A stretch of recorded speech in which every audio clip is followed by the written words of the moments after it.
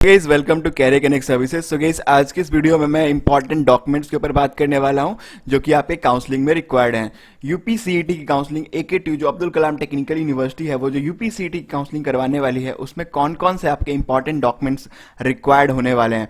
तो सबसे पहले एक इंपॉर्टेंट अपडेट दे दूं आपको, अगर आप ओबीसी कैटेगरी से बिलोंग करते हो, ठीक है, तो आपका जो ओबीसी कैटेगरी का सर्टिफिकेट है वो 1 अप्रैल के बाद का बना होना चाहिए। अगर ये पहले का बना हुआ है तो वो एक इनवैलिड होगा, आपको ओबीसी कैटेगरी का बेनिफिट नहीं मिलेगा। उसी केस में अगर आपका इनकम प्रूफ भी 1 अप्रैल के बाद का बना हुआ है तो वो सही है, अदरवाइज 1 अप्रैल से 2021 से पहले का अगर ये बना हुआ है तो उस केस में इसकी वैलिडिटी नहीं देगी AKTU। ये हर बार होता है लास्ट 2 to 3 ईयर्स में रेगुलर में, यही बार बार बच्चों का डाउट्स आते हैं कि उनके डॉक्यूमेंट रिजेक्ट कर दिए गए हैं और हमेशा ये प्रॉब्लम आती है, तो इसके लिए आपको केयर करना है गाइज।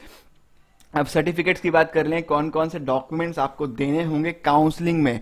देखिए 2 तरह के डॉक्यूमेंट्स आपको देने हैं, एक कॉलेज एडमिशन में देना है, एक काउंसलिंग में देना है। मैं इस वीडियो में काउंसलिंग के सबसे मोस्ट इंपॉर्टेंट डॉक्यूमेंट्स के ऊपर बात करूंगा जो आपको देने हैं, अदरवाइज आपको वो जो कॉलेज वाले डॉक्यूमेंट्स हैं उसकी अभी नीड नहीं है, ठीक है। तो काउंसलिंग में कौन कौन से डॉक्यूमेंट्स लगने वाले हैं वो आप ध्यान से सुन लो।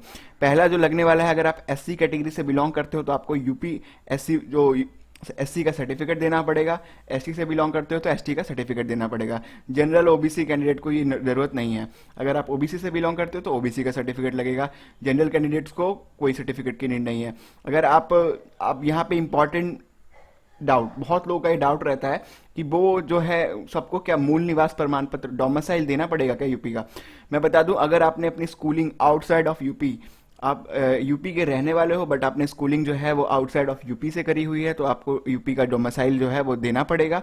अदरवाइज अगर आपने स्कूलिंग भी यूपी से की है और आप यूपी के ही हो, आपके पेरेंट यूपी के ही हैं, तो आपको इस केस में डोमिसाइल देने की नीड नहीं है, ठीक है।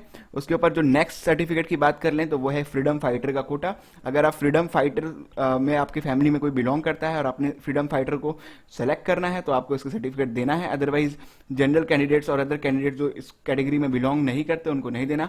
Similarly arm forces, UPF arm forces का कोटा उन्हीं को देना है जिनके पेरेंट्स आर्म फोर्सेस आर्मी वगैरह में है, जिनके पास आर्म फोर्सेस का कोटा मिला हुआ है, तो उस केस में ये सर्टिफिकेट आपको प्रोवाइड करना है, जिसका एक अलग बेनिफिट मिलता है। जनरल कैंडिडेट्स को जो इस कैटेगरी में बिलोंग नहीं करते, अदर कैंडिडेट्स, उनको ये देने की नीड नहीं है। उसके बाद अगर आप हैंडीकैप्ड हो, ठीक है, तो आपको हैंडीकैप्ड का सर्टिफिकेट देना है। तो ये सारी चीज़ें हैं।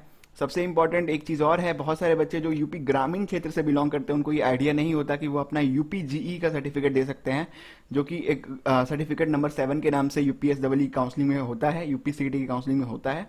तो उसमें क्या होगा कि आपको कुछ एडवांटेज, आपकी जो रैंक बनेगी उससे कुछ आपको और बेनिफिट्स मिलेगा, आपकी रैंक और इंक्रीज कर दी जाएगी। मान के चलिए कि आपकी 70 परसेंटाइल पे जो भी रैंक आपकी बन रही होगी उसके रैंक को और बेनिफिट मिलेगा आपको काउंसलिंग में। तो अगर आप ग्रामीण क्षेत्र से आपने स्कूलिंग की है तो ये चीज़ आप बहुत ध्यान से समझ लो, अपने किसी ग्रामीण क्षेत्र से स्कूलिंग की है तब इस सर्टिफिकेट की रिक्वायरमेंट है। वहाँ पे आपको सेलेक्ट करना का आएगा रजिस्ट्रेशन के टाइम पे कि आप UPGE से बिलोंग करते हो कि नहीं, तो इस चीज़ का आपको ध्यान रखना होगा। अब बात करते हैं सर्टिफिकेट 8 की, तो ये कैरेक्टर सर्टिफिकेट है जो कि अभी आपको नहीं देना है, ये देना है आपको कॉलेज एडमिशन के टाइम पे, ठीक है। और ये जो सर्टिफिकेट नंबर 9 है, मेडिकल सर्टिफिकेट है, ये भी अभी आपको नहीं देना है, ये भी आपको देना है कॉलेज एडमिशन के टाइम पे, ठीक है। तो यही थे लगभग सर्टिफिकेट, जो इंपॉर्टेंट सर्टिफिकेट्स थे मैंने सारे कवर कर लिए। एक इंपॉर्टेंट सर्टिफिकेट ये है कि आपको इनकम सर्टिफिकेट देना है, जो कि सर्टिफिकेट नंबर 12 है, अगर आप उस कैटेगरी में, पर्टिकुलर कैटेगरी में बिलोंग करते हो तो। अब मोटा मोटा मैं बता दूं कि एक जनरल कैंडिडेट को क्या क्या रिक्वायर्ड है ड्यूरिंग काउंसलिंग। अगर आप एक जनरल कैंडिडेट हो तो आपको ये सारी सर्टिफिकेशन की नीड नहीं है, आप बस जो है अपनी जनरल रैंक के थ्रू काउंसलिंग करने वाले हो। लेकिन अगर आप EWS हो, जनरल में भी अगर आप EWS कैटेगरी में बिलोंग करते हो तो आपको EWS सर्टिफिकेट देना होगा। तो ये सारे सर्टिफिकेट जो हैं वो काउंसलिंग के टाइम पे नीड होंगी। कुछ जो इंपॉर्टेंट सर्टिफिकेट जो काउंसलिंग के समय जरूरत नहीं है, बिल्कुल भी इंपॉर्टेंट नहीं है काउंसलिंग पॉइंट ऑफ व्यू से, वो है मेडिकल सर्टिफिकेट। तो मेडिकल सर्टिफिकेट आपको कॉलेज एडमिशन के टाइम पे देना है। उसके बाद जो कैरेक्टर सर्टिफिकेट है वो भी आपको कॉलेज एडमिशन के टाइम पे देना है। यहाँ पे जो सर्टिफिकेट लगने वाला है वो अगर आप SC से बिलोंग करते हो तो SC का सर्टिफिकेट, OBC से बिलोंग करते हो तो OBC का सर्टिफिकेट, ठीक है ना। और अगर आपके पास आर्म फोर्सेस का कोटा है तो आर्म फोर्सेस, फ्रीडम फाइटर का कोटा है तो फ्रीडम फाइटर का सर्टिफिकेट। तो ये सारे सर्टिफिकेट्स आपको रेलिवेंट यहाँ पे देने होंगे। इंपॉर्टेंट अपडेट यही है कि जो सर्टिफिकेट होना चाहिए वो जो है 31 के बाद का बना होना चाहिए, मतलब इन द सेंस कि अप्रैल के 1 अप्रैल के बाद का बना होना चाहिए। 31 मतलब मार्च के बाद का बना होना चाहिए। 1 अप्रैल के बाद का बना होना चाहिए। तो ये सारी चीज़ें आपको ध्यान में रखनी है। और कोई ज़्यादा डॉक्यूमेंट्स आपको रिक्वायर्ड नहीं होंगे काउंसलिंग में। यही सारे डॉक्यूमेंट्स हैं जो रिक्वायर्ड हैं। इस सारे डॉक्यूमेंट्स की लिस्ट को मैं अपने टेलीग्राम चैनल पे अपलोड कर देता हूँ। आप वहाँ से जाके इसको डाउनलोड कर लो और आप अच्छे से एक बार देख भी लो।